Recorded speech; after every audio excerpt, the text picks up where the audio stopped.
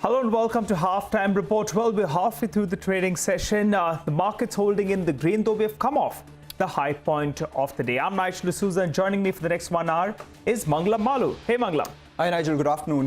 We were looking at the market, and every time it hits that 11,350 odd mark, there is a bit of a speed bump, and currently we're below that 11,300 mark. But at the same time, we are seeing a fair amount of support come by at the lower levels as well, and that's indicative from the mid-cap index. While the markets come off marginally from the highs of the day, the mid-cap index is actually at the highest point in today's trading session, and we have a whole host of stocks doing well, valuations notwithstanding. We have Berger Paints, which is up by almost 4% Tata Consumer, yet another record high, and a whole host of DLF as well, up by almost 7%.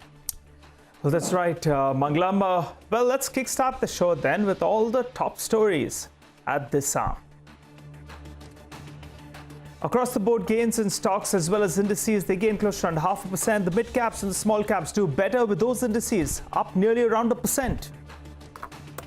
Housing and home shopping are the themes of the day. Stocks of realty companies, housing financiers and consumer durables makers lead the charge, following by cement.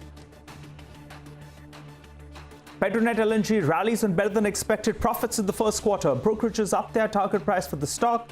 Berger Paints gains after the management tells analysts that it will get back to growth in the second quarter. Zee Entertainment, that trades weak ahead of its quarterly numbers, due later today. The Supreme Court will continue to hear the AGR case today, with the focus expected to remain on recovery of dues from stressed telecom operators. The partial credit guarantee scheme sees an extension till November, with banks now allowed to up their exposure to A and AA rated borrowers from 25% to 50% under the scheme. NBFCs like PNB Housing, GIC Housing, Cholamandalam and Satin Credit, they trade in the green. Well, keep your eye on a couple of stocks from the broader markets itself. Bandhan Bank had opened up in the green. Now, that one, in fact, has come in for some selling, so keep an eye out on that stock. But the real star of the past week has been Ashok Leyland. Yes, the numbers were disappointing, but the management commentary, that's something that the street is betting on. And Ashok Leyland has spiked up to the high point of the day. Last 1 week, the stock is up more than 20%. Let's get to some stocks, though, that are on focus in today's trading session. Vedanta got a bit of a blow earlier today because their copper smelter hasn't got the go-ahead. Jude joins us to fill us in on exactly that. Jude? Well, it's kind of official now as far as protests against the copper smelter plant of Vedanta's in Tuticorin is concerned. 2.5 years after those deadly protests that saw police firing killed 13 protesters, the Madras High Court has upheld the Tamil Nadu government's order which issues closure to Vedanta's copper smelter plant, which is of course known as Sterlite Copper. Now, this comes as a huge setback for Vedanta, since it has been clamoring for the reopening of the plant, also stating that the closure of the plant by the Tamil Nadu government was based on purely political reasons and not so much pollution-driven or problematic reasons with regard to the functioning of the plant itself. Remember, the Vedanta's refrain has often been that the Tamil Nadu government issued this closure orders as a knee-jerk reaction to the protests against the plant, through the year of 2018, which of course and of course in the month of May itself. Now, while Vedanta is yet to issue a formal statement on the Madras High Court's order, counsel for Vedanta has said that they will of course take the fight to the Supreme Court, even as, in their opinion, the closure was merely, in their words, a knee-jerk reaction to political pressures that the Tamil Nadu government was facing. DMK MP for Tuticorin, Kanimori, also stated a little earlier that growth at the cost of environmental damage is dangerous, while hailing the Madras High Court's order. For now, Vedanta's copper smelter plant in Tuticorin will remain shut, even as the legal battle surrounding its operation continues to the Supreme Court. Fair point there, Jude. Thanks a lot for that. The stock unperturbed because, like Nigel said, analysts haven't factored the copper smelter into their numbers yet. But another stock which is buzzing around in today's trading session is Petronet LNG. The results, Sonal, look better than expectations. Absolutely, Manglam. Better results than expectations. In terms of revenues, yes, it was by around 400 crore rupees. But if we look at the operational EBITDA, it was really strong. So margins, they came in at 18.6% versus 8.1% on a quarter-on-quarter basis, and much higher than the poll as well. The poll was expecting margins of around 15.6%.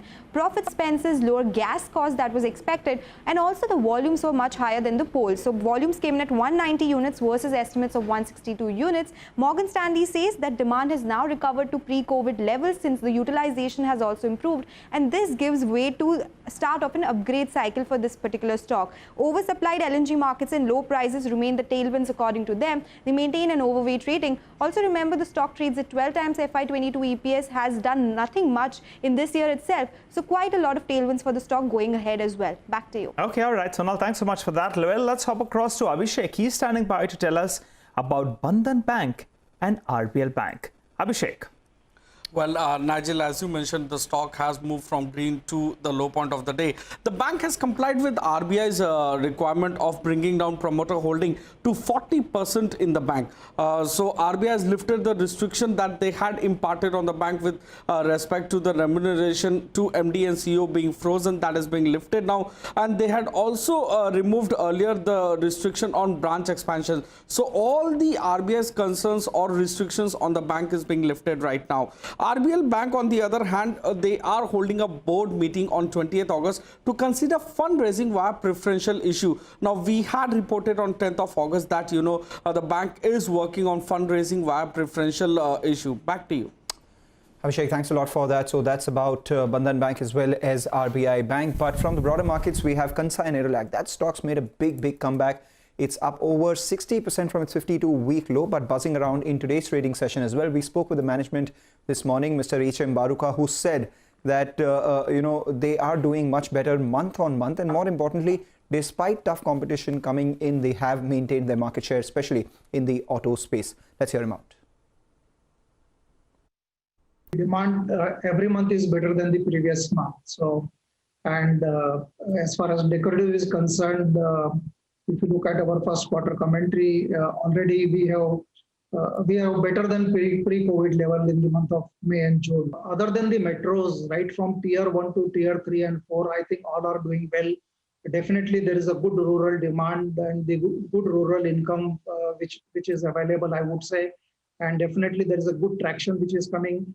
Even in the last 3 months, what we have seen, demand is coming extremely strong from these tier 2, tier 3 industries. If you look at on the autos segment, I mean last 2 decades, all the world players are already in India, and despite that, I think we have either maintained or increased our market share. So market share is not driven by purely price. I think what is important is the quality, understanding the customer's line, understanding their problem, the knowledge management which we enjoy for last 3 decades supplying to them, the technology, understanding of our customers. So I think these are other factors which are driving it. All right, so that's about Kansai Nerolac, high by almost 3.5% in today's trading session. With that, we'll slip to our first short break. Come back, we get you our first management on the show. Saket Todi of Lux Industries will join in to discuss their numbers. The stock currently under pressure, but yesterday had seen a big move after decent numbers coming by.